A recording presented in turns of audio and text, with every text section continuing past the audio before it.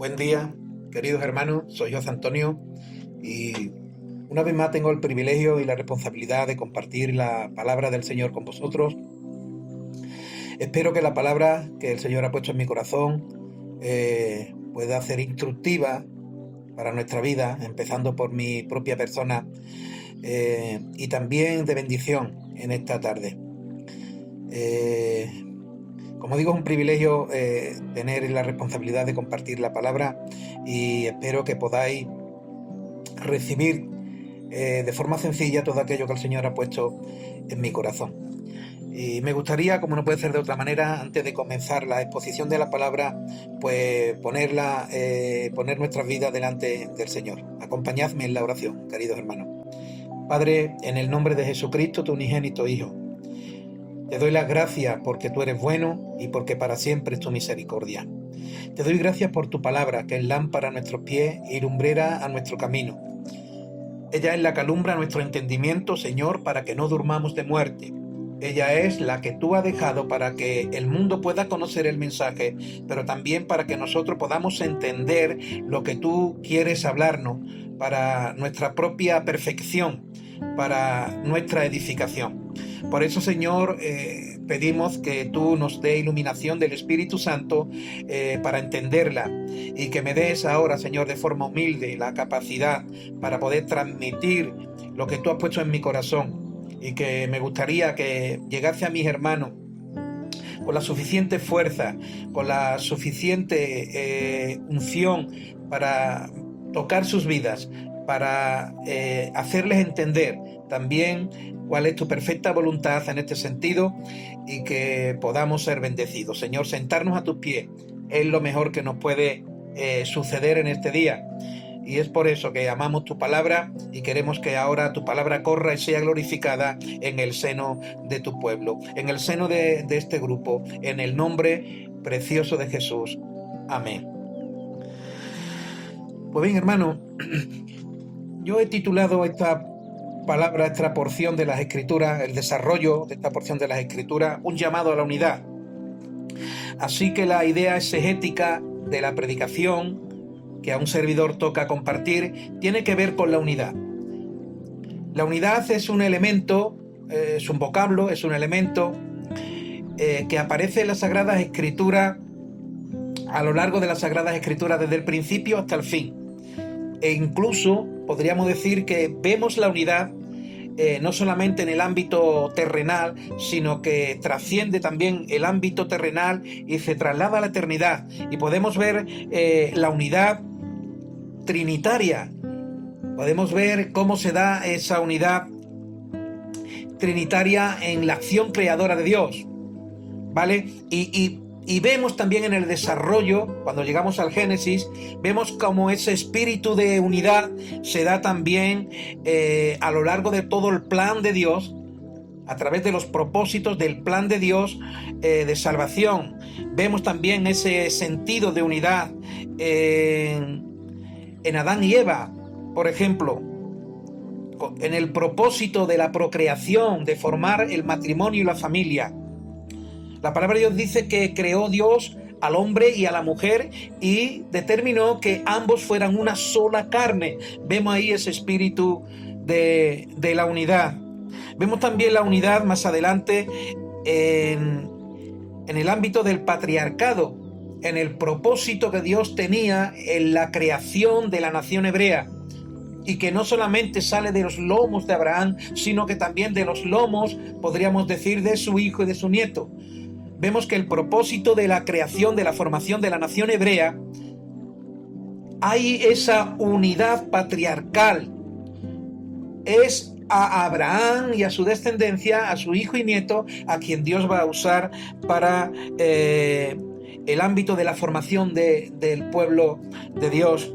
Vemos también más adelante, podríamos decir, muchas cosas en relación donde podemos ver ese sentido de la unidad. La unidad envuelve la Escritura.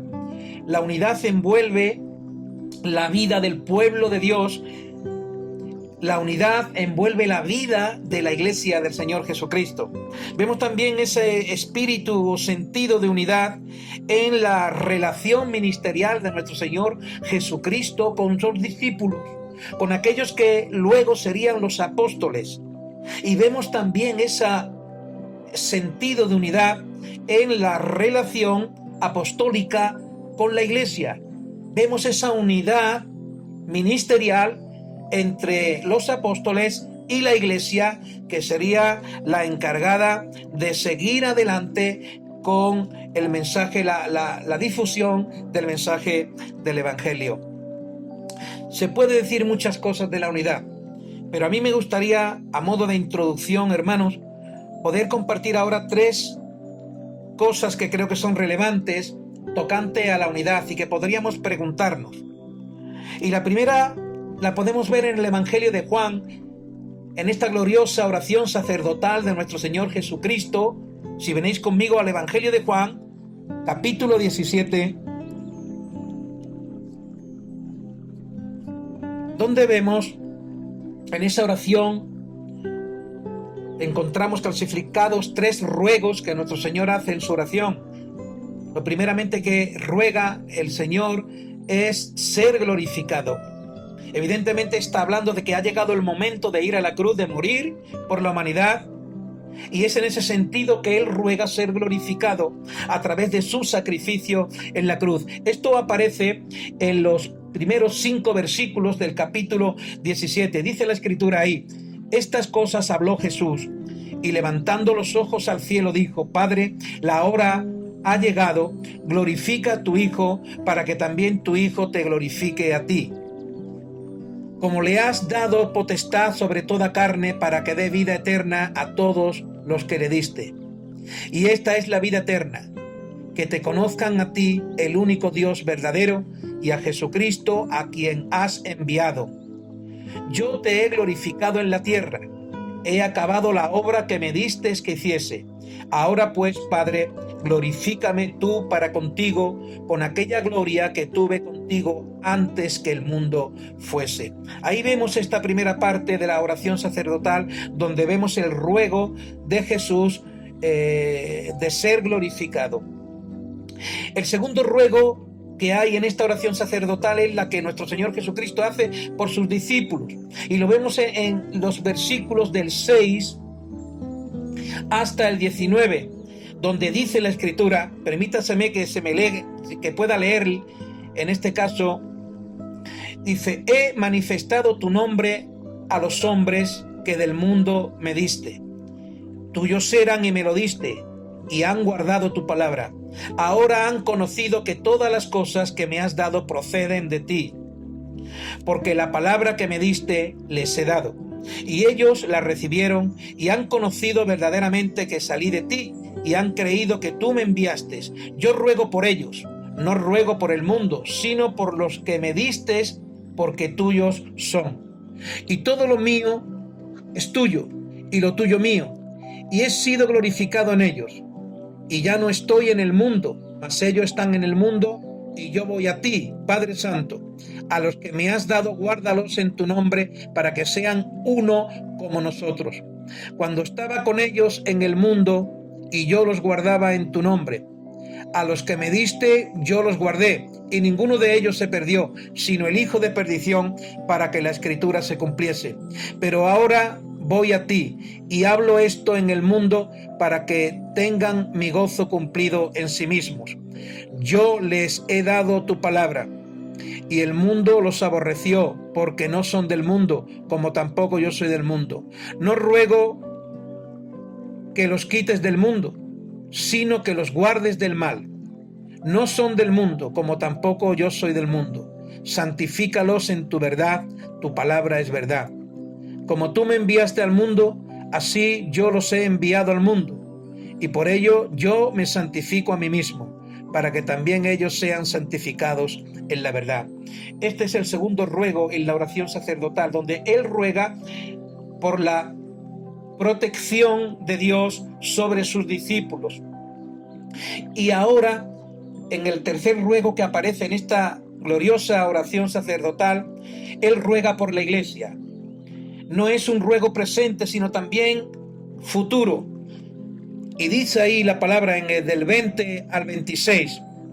Mas no ruego solamente por estos, sino también por los que han de creer en mí por la palabra de ellos, para que todos sean uno, como tú, oh Padre, en mí y yo en ti, que también ellos sean uno en nosotros, para que el mundo crea que tú me enviaste. La gloria que me diste yo les he dado, para que sean uno, así como nosotros somos uno, yo en ellos y tú en mí, para que sean perfectos en unidad, para que el mundo conozca que tú me enviaste y que los has amado a ellos como también a mí me has amado.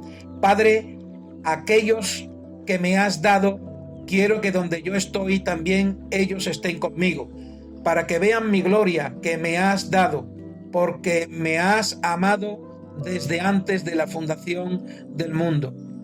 Padre justo, el mundo no te ha conocido, pero yo te he conocido, y como estos han conocido que tú me enviaste, y les he dado a conocer tu nombre, y lo daré a conocer aún, para que el amor con que me has amado esté en ellos y yo en ellos. Ahí concluye la oración sacerdotal, y vemos que esta oración sacerdotal está completamente envuelta en el espíritu de la unidad.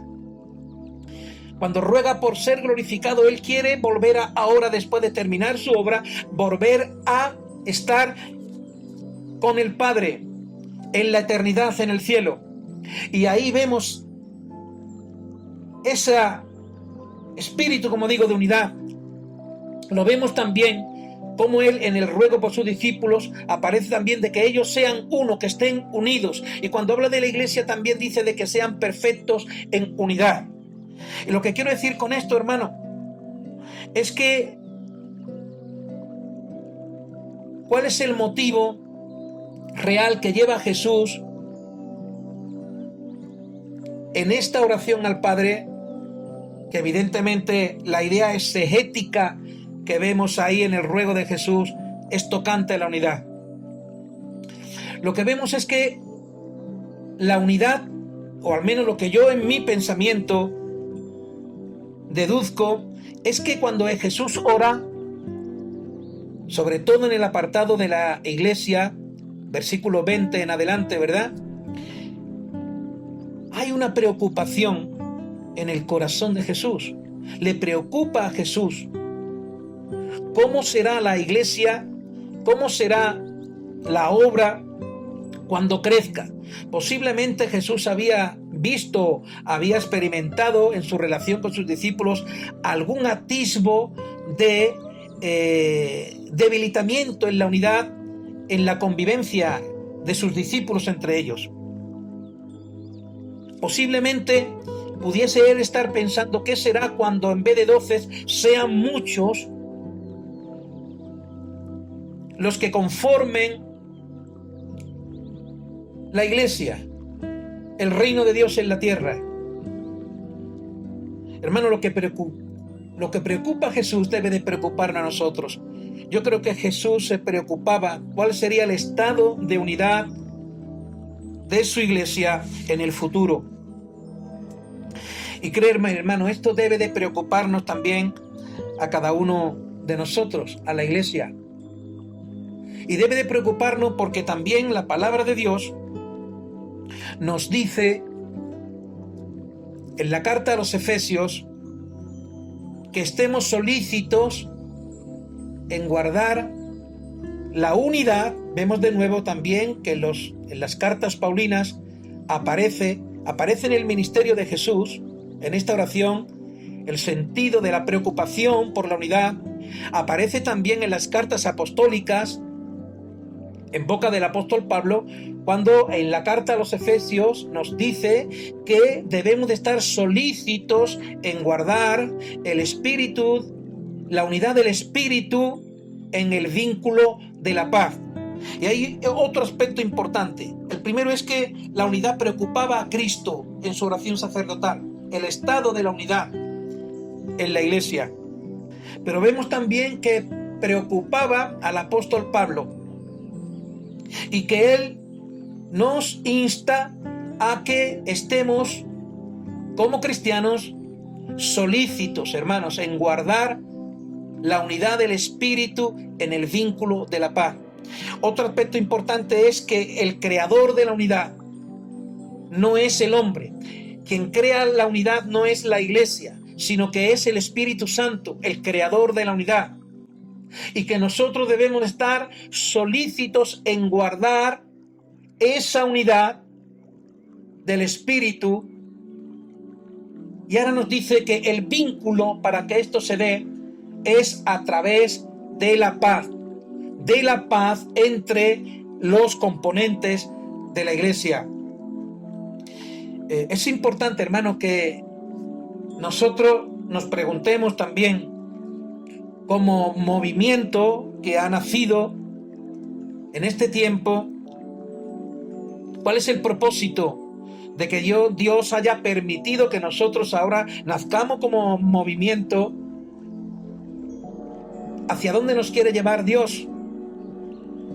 Evidentemente lo que Dios nos está hablando es que, y ahora quiero acuñar una frase de una persona importante en mi vida espiritual y ministerial, y esta frase yo siempre la tengo grabada, puesta en la Biblia, subrayada en la Biblia, para verla de vez en cuando, y dice así: sin unidad es imposible llevar a cabo la obra que Dios nos ha encomendado.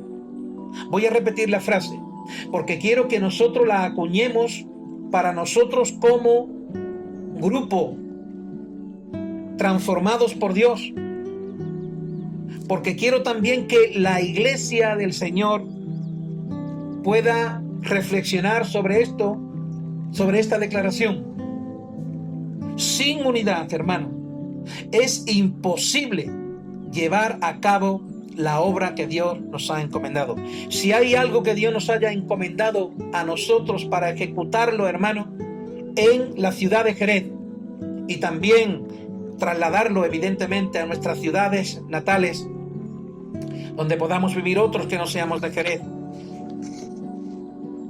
es precisamente de que si no estamos unidos como grupo, de ahí la importancia que en el seno de transformados por Dios reflexionemos seriamente sobre el estar solícitos, hermanos. Estemos solícitos en guardar la unidad del Espíritu en el vínculo de la paz entre nosotros.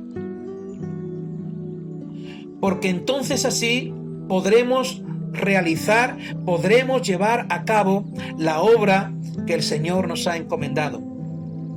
Si no hay unidad entre nosotros, no vamos a poder llevar a cabo la obra que Dios nos ha encomendado. Así que es importante, hermano, que nosotros busquemos el estar solícitos como movimiento, lo digo ahora, que estemos solícitos en guardar la unidad del Espíritu en el vínculo de la paz entre los hermanos. Que nos vincule a la declaración de Pablo sea la unidad en el vínculo de la paz.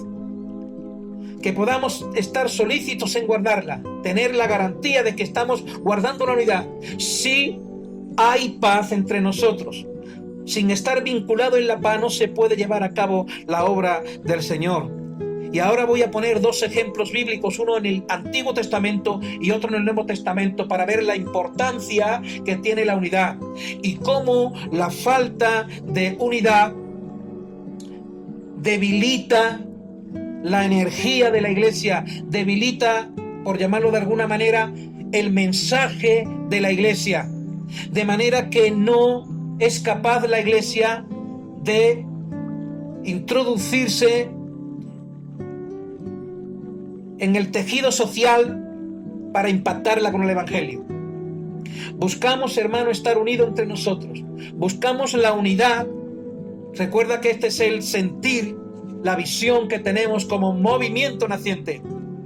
Es buscar la unidad de la única y sola iglesia que hay en Jerez de la Frontera, que está compuesta por muchas células vivas de esta misma en la localidad. Si queremos alcanzar Jerez de la Frontera, con el mensaje del Evangelio, si queremos evangelizar nuestra ciudad, la ciudad, nuestras ciudades, algo que va a ser determinante es que la iglesia de Jerez, y singularizo, no pluralizo, porque no hay nada más que una sola iglesia en Jerez, como he dicho antes, compuestas por muchas células locales, células del cuerpo de la única iglesia que hay en Jerez. Si queremos evangelizar Jerez y que haya fruto abundante que glorifique al Señor, estamos abocados a entendernos, estamos abocados como pueblo de Dios, como cuerpo de Cristo, a buscar la unidad. Puede que si se piensa fríamente, conociendo el contexto, conociendo también la historia pasada, pueda parecer que humanamente eso es imposible. Pero hermanos, recuerda que lo que es imposible para el hombre es posible para Dios. Y que Dios anhela la unidad de su pueblo, anhela la unidad de su iglesia. Y que solamente estando unidos en un mismo pensar y sentir, seremos capaces de conquistar, seremos capaces de introducirnos en el tejido social y predicar el Evangelio y llevar mucho fruto para la gloria de Dios. Recuerda que lo que Dios pretende a través de nosotros es buscar la unidad y la evangelización, la unidad de la iglesia y la evangelización de la ciudad. Así que, hermano, nosotros como grupo, si no queremos debilitarnos como tal, aquellos que formamos hombres y mujeres transformadas por Dios, debemos de tener claro que como grupo algo que el enemigo va a querer socavar y debilitar es a través del cisma, de que no se dé la unidad entre nosotros. Y podemos tener diferentes opiniones, diferentes caracteres, aquellos que formamos este grupo, pero eso no quiere decir que no podamos llegar al entendimiento, a estar unidos en las cosas del Señor. Vamos a ver en el Antiguo Testamento un tiempo, un momento en el que el pueblo de Dios tiene que empezar a conquistar. Al final de los días de Moisés, después de que el libertador de Israel haya conducido por el desierto sinaítico, en ese éxodo del Sinaí, al pueblo de Dios, y los ha llevado juntamente hasta los llanos de Moab, que está junto a la ribera del Jordán, para ya dar el paso hacia la Canaán, la tierra prometida entregada por Dios. Ahí es un momento crucial, porque va a terminar un tiempo, un periodo en el que el pueblo de Israel está marchando desde Egipto hasta las faldas del Jordán para dar comienzo a un nuevo tiempo, un tiempo de conquistar. Y es nuestro deseo, hermano, conquistar aquello que se haya podido perder, conquistar aquello que pretendemos conquistar por amor, como es las almas, como es la ciudad de Jerez para Cristo. ¿Tú lo crees? Aleluya. Recuerda, hermano, que no hay nada imposible para Dios, que Él abre sendas donde pensamos que no la hay, que Él obra de manera que no podemos entender. Dios busca en este tiempo la unidad de su iglesia, que su iglesia se una para llevar a cabo el proyecto de la Gran Comisión, para evangelizar al mundo con fuerza en la unidad del Espíritu. Y nosotros debemos de buscar, como digo, esto entre nosotros. Debemos de estar avisados de las artimañas del enemigo que intentará debilitar el movimiento, lo que pretende el Señor hacer a través de nosotros, de aquellos a los que el Señor llame. Y es muy importante que tengamos en mente el estar solícitos en guardar la unidad del Espíritu. Permítaseme que me repita una y otra vez: solícitos en guardar la unidad del Espíritu en el vínculo de la paz. Es importante buscar esto. Pues bien, en este momento, como digo, de la historia del pueblo de Dios, llega el momento en el que Moisés es quitado de la historia, muere Moisés, y ahora su sucesor va a entrar a un nuevo tiempo, que ya no era un tiempo de marchar. Bajo el gobierno de Moisés, el pueblo fue un tiempo de liberación, un tiempo de marchar hacia la tierra que Dios había prometido. Ahora este tiempo iba a dejar de ser para dar paso a un tiempo de conquista. Hermano, y aunque estemos en medio de una pandemia, aunque estemos en medio de unos tiempos oscuros, unos tiempos realmente que hace que cuando queremos mirar hacia el futuro, desde una perspectiva humana, hablo desde una mentalidad humana que no tiene a Dios, evidentemente lo que hay es un futuro incierto. Cosa que nosotros no tenemos, evidentemente, lo que hemos conocido al Señor. Porque al mirar al horizonte, tenemos en perspectivas el plan de Dios, los propósitos de Dios para su pueblo, los propósitos de Dios para esta humanidad. Y sabemos que al mirar al horizonte, vemos realmente un futuro glorioso. Date cuenta de la diferencia. A la hora de que un incrédulo mire el futuro, lo que encuentra es un futuro incierto. Pero el creyente, a la hora de mirar al futuro, lo que encuentra es un futuro glorioso. Aleluya, gloria al Señor. Ese futuro glorioso que nos espera a cada uno de nosotros. Mientras tanto, tenemos una misión que tenemos que llevar a cabo. Y que todo esto que está ocurriendo, hermano, a nuestro alrededor, todo este mover que Dios está levantando, va en función de hablarle a su iglesia de que debe en estos tiempos, si cabe más que nunca, estar solícita en guardar la unidad del Espíritu, en buscar en el vínculo de la paz entre la convivencia de ella, estar solícita en guardar la unidad del Espíritu. Vemos aquí, hermano, en este ejemplo, que la conquista de la Canaán terrenal no iba a ser posible si, entre otras cosas, no se daba la unidad.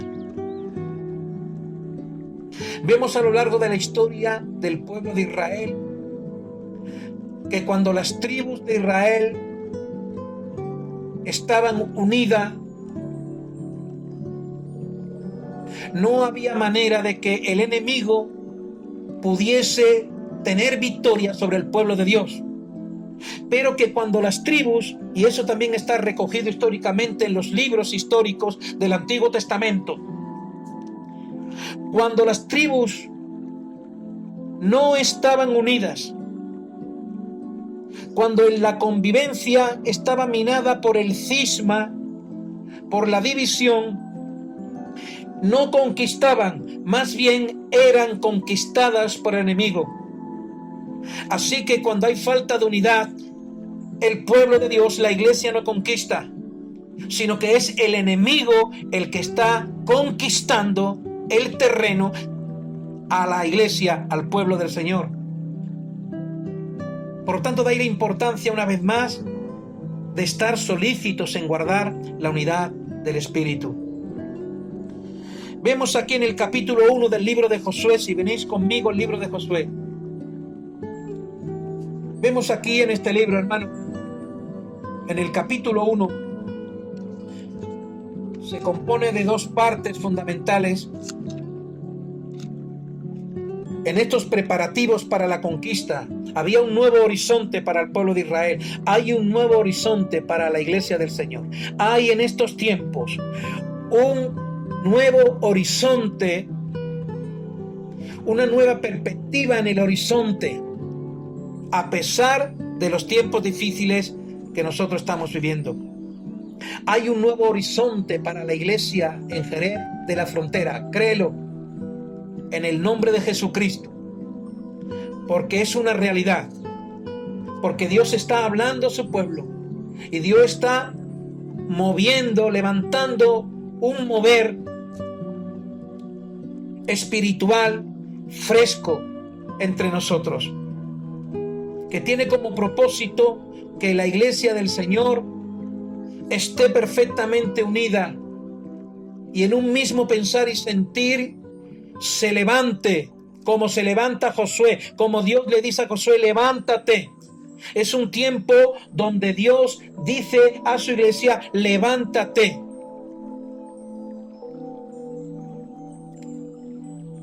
Para conquistar. Levántate para conquistar la tierra, la bendición que yo pongo delante de vosotros. Podemos conquistar la ciudad para Cristo, hermano. Sé que desde una perspectiva racional, enfocándonos en el sentido común, dadas las circunstancias, esto es un imposible. Pero nosotros tenemos un Dios que hace posible lo imposible. Lo primero que Dios le dijo a Josué, desde el versículo 1 del capítulo 1 de Josué hasta el versículo 9, vemos que hay una instrucción. Dios instruye a Josué, le dice a Josué cuáles son sus pretensiones, cuál es su propósito, lo que quiere que haga. Y en esta instrucción de Dios encontramos algunas cosas importantes que son necesarias a la hora de conquistar. Recuerda que la iglesia tiene que conquistar las almas para Cristo. Dada la trágica realidad en la que se encuentra el hombre natural, el hombre sin Dios. Y es que se encuentra en la trágica realidad de una perdición eterna, de una muerte eterna cuando mueran y dejen de vivir en la tierra y tengan que enfrentar la eternidad. Hermano, no es tiempo para estar en otras cosas que no sea el estar unidos en un mismo pensar y sentir en pros de las almas, en pros de los conciudadanos, en pos de los hombres que no tienen a Dios. Yo creo que esto es importante que nosotros lo atesoremos, hermano. Debemos de estar unidos. La iglesia debe de buscar la unidad para poder llevar a cabo la obra que Dios les ha encomendado. Si no es así, la iglesia en Jerez no va a llevar a cabo la obra que Dios le ha encomendado que haga, porque para ello es imprescindible que haya unidad y que ésta se dé en el vínculo de la paz. Así que tenemos que buscar la paz entre nosotros, para que de esa manera estemos siendo solícitos en guardar esa unidad del Espíritu necesaria para llevar a cabo la obra que Dios nos ha encomendado. Lo primero que tenía que hacer Josué era creer a Dios. Hermanos, tenemos que creer lo que el Señor dice. Ya no toca creer en el Señor. Ya lo hicimos el día que nos entregamos a Él y rindimos nuestro corazón y nos convertimos a Él. Pero sí toca creer lo que Él dice.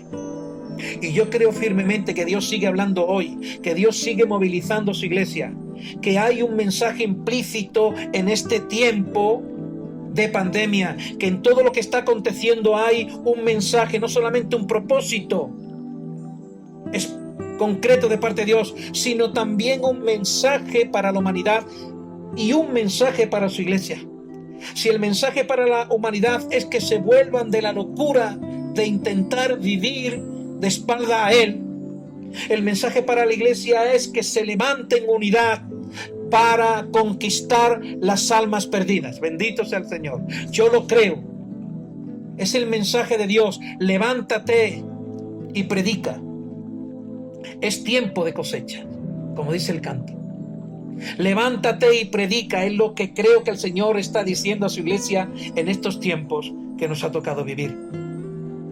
Y nos toca a nosotros, como en una geografía concreta, tener claro esto, hermano. La iglesia en la provincia de Cádiz, la iglesia en la localidad, la iglesia en la autonomía, debe de levantarse en unidad, en un mismo pensar y sentir, como células vivas de la única iglesia por la que Cristo ha muerto, y predicar el mensaje del Evangelio. Es tiempo de predicar, es tiempo de estar solícitos en guardar la unidad del Espíritu, pero es tiempo también de predicar el mensaje de la salvación, de evangelizar nuestras localidades, de evangelizar nuestra provincia, nuestra nación y hasta los términos de la tierra. Dios quiere de nuevo que su iglesia reverdezca en este sentido. Así que somos llamados a eso, hermano. Tenía que creer a Dios, tenía que ser esforzado y valiente, tenía que ser obediente a lo que Dios estaba diciendo. Yo no sé si seremos capaces como grupo, hermano, de creer a Dios, de creer que esto es un movimiento de Dios. Yo no sé si seremos lo suficientemente esforzados y valientes para poner por obra la palabra de Dios, para obedecerla.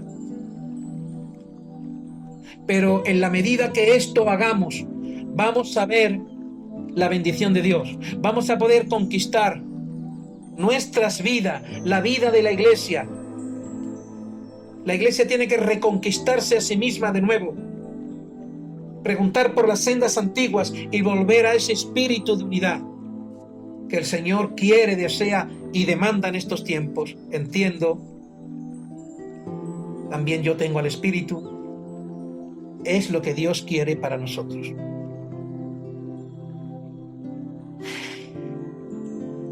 Una vez que Josué ha sido instruido en las Escrituras, instruido en la voluntad de Dios, en lo que Dios le ha dicho, Josué hace algo importante. Dios toma la iniciativa para hablarle a Josué e instruirlo. Pero ahora Josué, cuando ha recibido la instrucción de Dios, él corre al pueblo. Corre al pueblo. Versículo 10 del capítulo 1 de Josué en adelante.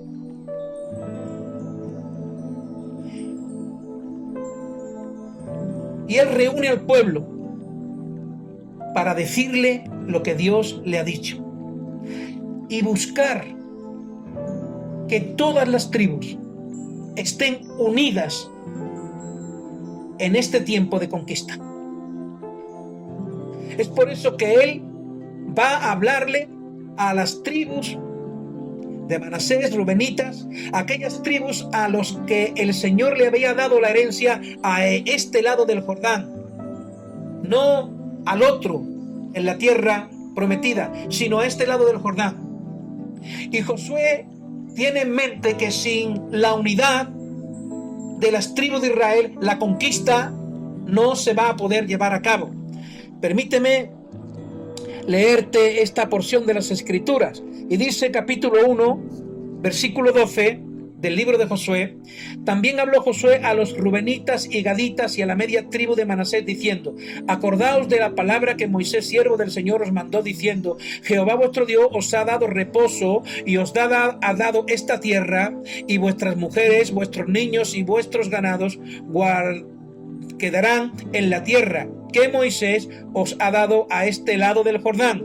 Mas vosotros, todos los valientes y fuertes, pasaréis armados delante de vuestros hermanos y les ayudaréis, hasta tanto que Jehová haya dado reposo a vuestros hermanos como a vosotros, y que ellos también posean la tierra que el Señor vuestro Dios les ha dado. Y después volveréis vosotros a la tierra de vuestra herencia, la cual Moisés, siervo del Señor, os ha dado. Josué recibe la instrucción de Dios y corre a llamar a la convocación al pueblo y le dice a estas tribus que habían recibido herencia a este lado del Jordán que deben de pasar con sus hermanos. Ahí vemos de nuevo implícito el espíritu de la unidad. Ahí vemos que si las tribus de Israel no iban a estar unidas en un mismo pensar y sentir, no iban a poder conquistar. Y esto realmente es un ejemplo para nosotros. Cuando la iglesia está unida, conquista. Cuando la iglesia está dividida, cuando la iglesia en su convivencia no está débil, está debilitada en su convivencia, la iglesia no tiene fuerza para penetrar en el tejido social de manera poderosa con el mensaje. Recuerda que en la oración de Jesús por la iglesia dice, usa la palabra para, que es una preposición que indica finalidad y propósito, para que el mundo crea, para que el mundo conozca. Así que para que el mundo crea y el mundo conozca a Jesús, la iglesia debe de estar unida. Para que el mensaje del Evangelio tenga fuerza, no pierda vigor, la iglesia del Señor debe de estar perfectamente unida. Así que el que tenga oídos, hermano, oiga lo que el Señor dice a través de esta palabra. Yo sé que habrá personas que la escuchen y puedan poner en entredicho lo que yo estoy compartiendo. Pero yo creo firmemente que Dios desea que su iglesia se levante solícita en guardar la unidad del Espíritu, en el vínculo de la paz, y entre a conquistar con el mensaje más poderoso que el mundo pueda oír y más necesario que el mundo pueda necesitar. El mensaje de la iglesia del Señor. Hay muchas declaraciones que se toman como ejemplo. Hay muchos dichos, ¿verdad?, donde dicen que dos perros se unen para matar al león. También está el dicho del estratega Napoleón Bonaparte, ¿verdad? Me parece que era él quien dijo, divide y vencerás. Una iglesia dividida no puede conquistar. Tenemos que buscar, hermano, una vez más lo digo, el estar solícitos en guardar la unidad del Espíritu en el vínculo de la paz. Y el ejemplo que quiero poner del Nuevo Testamento, y con esto voy a terminar la exposición de la palabra. Recuerda que el título de esta predicación es un llamado a la unidad, porque creo firmemente que a este a este movimiento naciente, a nosotros, a hombres transformados, hombres y mujeres transformados por Dios, hombres y mujeres y jóvenes transformados por Dios. Dios nos llama precisamente a estar perfectamente unidos para que podamos llevar a cabo la obra que el Señor nos ha encomendado. Una obra que tiene que ver con la unidad y que tiene que ver con la evangelización. Unidad y evangelización. Unidad del cuerpo de Cristo, evangelización de las ciudades donde Dios nos manda, donde Dios nos ha puesto. La gloria de su nombre. El otro ejemplo, hermano, lo encontramos en la carta del apóstol Pablo a los Filipenses. El apóstol Pablo a los Filipenses. Todos sabemos que la carta a los Filipenses forma parte del grupo de las epístolas de la prisión o de la cautividad, porque fue escrita desde la prisión del apóstol Pablo. La mayoría de los estudiosos coinciden en que fue escrita desde los 2 años en los cuales él estuvo encarcelado en Roma. Hay otros que difieren de esto y dicen que fue en Cesarea, etc. Pero la mayoría de que fue en el tiempo en el que él estuvo durante 2 años presos en Roma. Así que desde allí escribe 4 epístolas que forman el grupo de las epístolas de la prisión o de la cautividad. Así que Filipenses, justamente con Colosenses, Filemón y Efesios, forman este grupo de las epístolas de la prisión. Pues bien, si vamos a la carta del apóstol Pablo a los Filipenses, me gustaría que vinieses conmigo. Yo he cogido nota y he puesto que en esta carta hay 2 propósitos implícitos en esta carta. Un propósito que tenía la iglesia de Filipo y su mensajero Epafrodito, que fue el mensajero, el hermano, el colaborador de Pablo, de la iglesia, anciano de la iglesia, que viene a ver a Pablo en la prisión.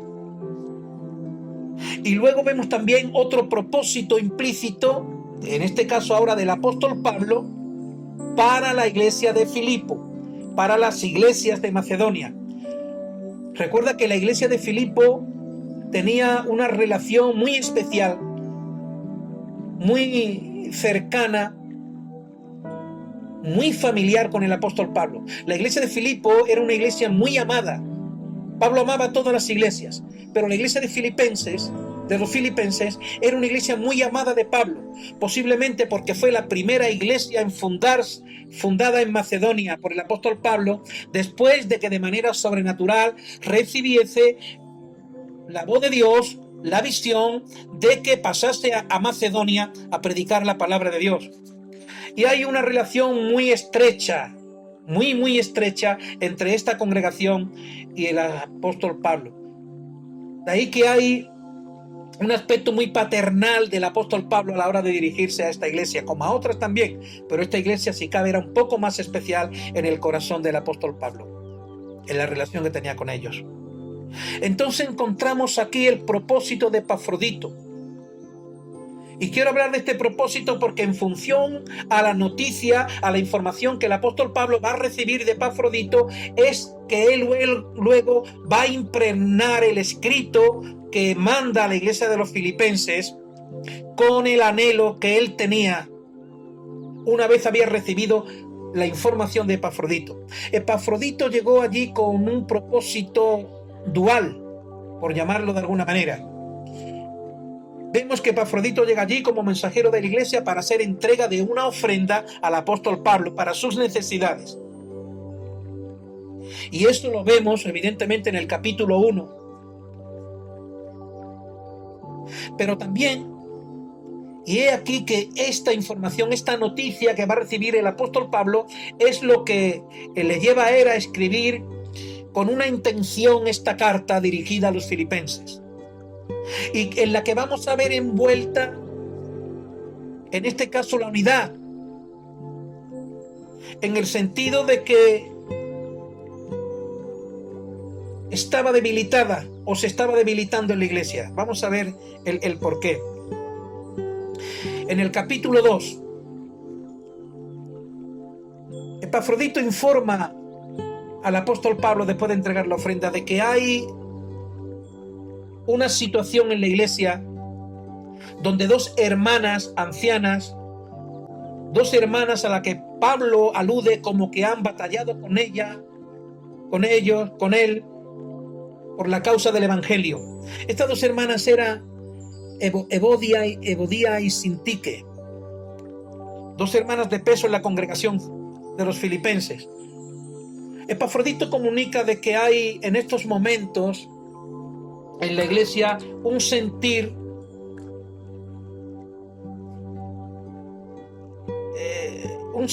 triste, porque estas dos hermanas están viviendo una contienda. Hay un contencioso entre estas dos hermanas que está afectando la paz de la iglesia y que por lo tanto está debilitando la unidad del espíritu en la iglesia. Y es por eso que, teniendo este conocimiento, escribe en el capítulo 1 acciones de gracias por los filipenses, acordándose de ellos en sus oraciones, llevándolo en el corazón, dando gracias al Señor, porque ha podido recibir también esta ofrenda de los hermanos, ofrenda de amor de los hermanos. Pero conforme va avanzando en el escrito, el apóstol Pablo llega al capítulo 2, y yo creo que en este capítulo 2 tiene en mente la situación que está viviendo la iglesia. No puede quitarse de la mente la imagen de estas dos hermanas y de lo que está pasando en la iglesia, que no está trayendo bien a la iglesia, que no está sirviendo para edificar a la iglesia, sino que está debilitando la energía de la iglesia, está debilitando el poder de la cruz en medio de la iglesia en relación al poder del mensaje del evangelio. Está debilitando el mensaje del evangelio, lo que tenían que hacer. Y es por eso que el apóstol Pablo dice aquí algo importante, para que la iglesia lo recoja, no la iglesia de aquel tiempo, para que lo recoja la iglesia de hoy, para que lo recojamos nosotros como iglesia en la ciudad de Jerez de la Frontera, en Sanlúcar de Barrameda, allá donde estemos y de donde seamos. Y conozcamos el trasfondo que hay en la historia de la iglesia en la ciudad, ¿verdad? En relación a la unidad. Es para reflexionar. Yo soy de Sanlúcar, conozco Sanlúcar, conozco la historia de la iglesia de Sanlúcar, la única iglesia que hay en Sanlúcar, compuesta por muchas células vivas de la misma en la localidad. Porque solo hay una iglesia en Sanlúcar. Solamente hay una iglesia en Jerez. Conozco la historia. Y créeme, hay muchos rasgos de ver de que la unidad a lo largo de la historia de la iglesia ha sufrido deterioro o incluso está en un deterioro en estos momentos, en una situación de debilidad, en una situación donde no está siendo solícita en guardar la unidad del Espíritu en el vínculo de la paz. Y a eso nos insta el Espíritu del Señor a través de las Sagradas Escrituras, a través de este mensaje de un servidor, que yo no soy nadie para hablar, pero que realmente creo, hermano, que debemos de recibir humildemente la exhortación del Señor, que nos exhorta a poner la mirada en aquellas cosas que son de mutua edificación para la iglesia y que sirven para que podamos avanzar, desarrollarnos como iglesia y llevar a cabo el objetivo, que es de que muchas personas puedan venir al conocimiento de la verdad por la predicación de la iglesia. Pues bien, en el capítulo 2 nos va a decir que Cristo es el modelo de conducta, que Cristo es el modelo a seguir, que en su persona, en sus enseñanzas, en el sentido que él tenía de interpretar la vida, podemos encontrar las soluciones a los problemas, la solución al cisma, la solución al debilitamiento del mensaje de la cruz en el seno de la iglesia, porque no están vinculadas por la paz convivencial. Y eso es importante, restaurarlo para la gloria de Dios, para el bien de la iglesia y para que muchas personas puedan ser beneficiadas con el mensaje del Evangelio, alcanzar salvación y vida eterna. Capítulo 2. Hay un anhelo profundo del apóstol Pablo a la hora de dirigirse a la iglesia de los filipenses y dice: por tanto, si hay alguna consolación en Cristo, si algún consuelo de amor, si alguna comunión del Espíritu, si algún efecto entrañable, si alguna misericordia, completad mi gozo. Parece que había algo que faltaba en el gozo del apóstol Pablo en relación a la iglesia de Filipenses. Faltaba algo que la completara ese gozo. Y era que hubiese un mismo sentir y un mismo amor. Hubiese unanimidad, un sentir en una misma cosa. Y ahora añade: no hagáis nada por contienda o por vanagloria, antes bien con humildad, estimando cada uno a los demás como superiores a él mismo, no mirando cada uno por lo suyo propio, sino cada cual por lo de los otros. Y haya en vosotros este sentir que hubo en Cristo Jesús. Hasta aquí lo que podemos ver, hermano, que una de las causas mayores del cisma, de la división en las iglesias, es el orgullo y el egoísmo personal. El orgullo aparece aquí en el versículo 3 como lo contrario a la humildad. Dice: nada hagáis por contienda o por vanagloria, sino antes bien con humildad. Hace falta humildad para poder restaurar. Recuerda que el antónimo de la humildad es el orgullo. Esto lo dice el comentario Matthew Henry, no lo digo yo. Esto de que una de las causas principales de la división del cisma en la iglesia es el orgullo del hombre y su egoísmo personal. Así que hay que estar solícitos en guardar la unidad del espíritu en el vínculo de la paz, y para ello es importante ser humildes. Y el versículo 4 dice: no mirando cada uno por lo suyo propio, sino cada cual también por lo de los otros. Esto nos habla de no mirar, nos habla del egoísmo personal, no mirar solamente por lo que uno quiere, entiende o cree que es, sino que debe de mirar también por lo de los demás, el cual, siendo en forma de Dios, no estimó el ser igual a Dios como cosa a la que aferrarse, sino que se despojó a sí mismo, tomando forma de siervo, hecho semejante a los hombres, y estando en la condición de hombres, se humilló a sí mismo, haciéndose obediente hasta la muerte, y muerte de cruz. Así que aquí vemos cuál es una característica espiritual de una persona madura en Cristo. Aquí vemos la característica fundamental, y es la humillación. Es la práctica de la humillación. Que yo esté dispuesto a humillarme, a renunciar al derecho a que se me haga justicia, a renunciar al derecho que tengo. Recuerda que ahí se despojó de sí mismo, y el justo murió por los injustos. Y no se le hizo, ¿qué? Justicia. Él no demandó que se le hiciese justicia, renunció al derecho a. Y es ahí, hermanos, donde la iglesia está muchas veces mortalmente herida y engañada por el diablo, en que el orgullo y el egocentrismo del hombre es el que está impidiendo que la iglesia esté unida para agradar al Padre y para llevar a cabo la obra que Dios le ha encomendado. Por lo tanto, es importante que nosotros entendamos esto. Seamos capaces de practicar la humillación, de humillarnos, de renunciar al derecho a que se nos haga justicia en aquellas injusticias.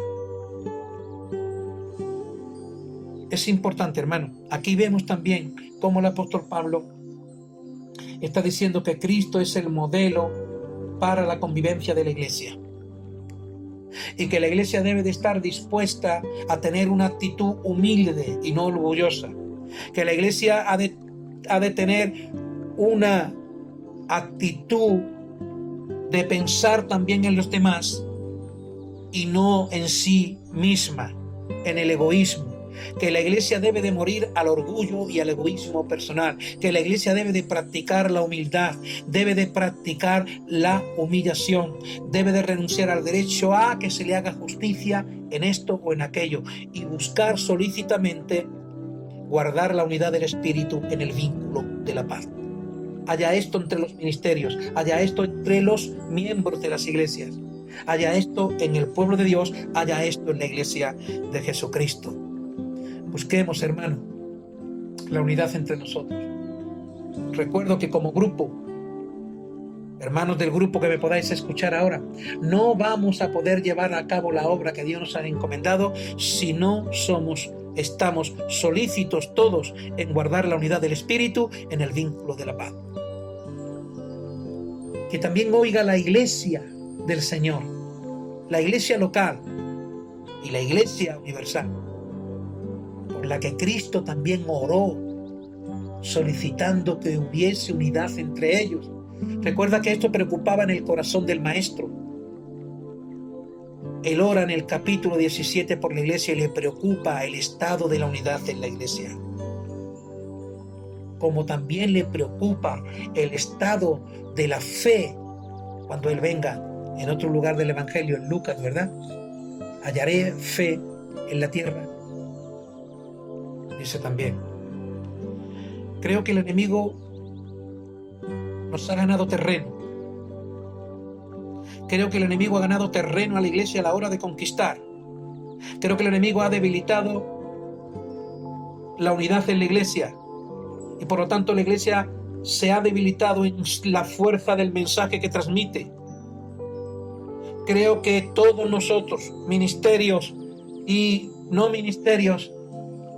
Hermanos de la congregación, tenemos que reflexionar sobre esta realidad. Creo que la iglesia en Sanlúcar tiene que reflexionar esto. Creo que la iglesia en cualquier localidad tiene que reflexionar en esto, porque es verdad que el enemigo nos ha robado terreno. Y tenemos que volver, hermano, a ese espíritu de unidad que el Señor desea para su iglesia. Una iglesia unida. Un padre quiere ver a la familia unida. Un padre se duele mucho en su corazón cuando la familia está dividida, hermano. Y recuerda, no podemos seguir manteniendo una actitud de orgullo y egoísmo personal. Yo no puedo seguir manteniendo una posición de orgullo y egoísmo personal cuando es mi propia familia la que está siendo dañada por esa actitud, sino que debo de renunciar al derecho a tener la razón. No se trata de razonamiento, se trata de ejecutar la voluntad de Dios, se trata de poner en funcionamiento el amor, que todo lo puede, todo lo sufre, todo lo soporta.